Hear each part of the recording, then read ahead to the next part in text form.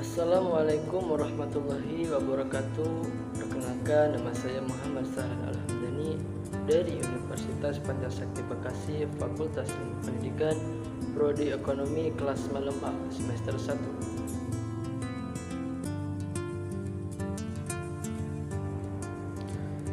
Pertama, saya akan menjelaskan pengertian landasan hukum.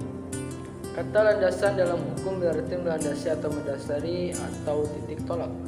Sementara itu, kata hukum dapat dipandang sebagai aturan baku yang patut ditaati.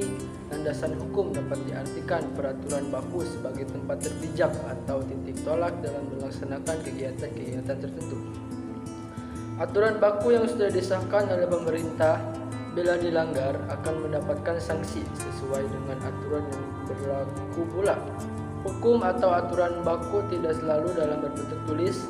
Seringkali aturan itu dalam bentuk lisan, tetapi diakui dan ditaati oleh masyarakat. Menurut Undang-Undang 1945, Undang-Undang Dasar 1945 adalah merupakan hukum tertinggi di Indonesia. Semua peraturan perundang-undangan yang lain harus tunduk atau tidak boleh bertentangan dengan Undang-Undang Dasar ini. Pasal-pasal yang bertalian dengan pendidikan dalam Undang-Undang Dasar 1945 hanya dua pasal, yaitu pasal 31 dan pasal 32. Yang satu menceritakan tentang kependidikan dan yang satu menceritakan tentang kebudayaan. Pasal 31 ayat 1 yang berbunyi tiap-tiap warga negara berhak mendapat pengajaran. Ayat 2 pasal ini berbunyi setiap warga negara wajib mengikuti pendidikan dasar dan pemerintah wajib pembiayaannya. Ayat 3 pasal ini berbunyi pemerintah mengusahakan dan menyelenggarakan satu sistem pendidikan nasional.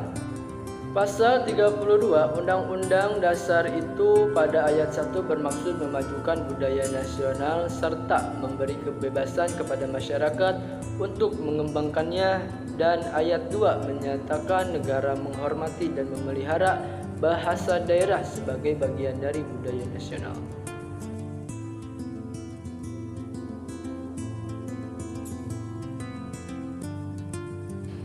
Pendidikan nasional Indonesia dewasa ini terpaut dengan praktek pendidikan pada masa lalu dan sekaligus mengarah ke masa depan untuk mencapai tujuan pendidikan nasional yang telah ditetapkan.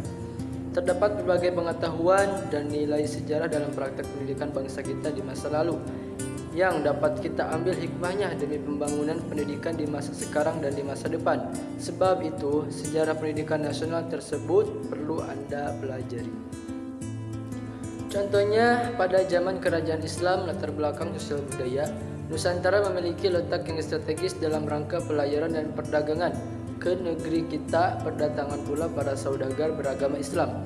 Melalui mereka, para raja dan masyarakat pesisir memeluk agama Islam.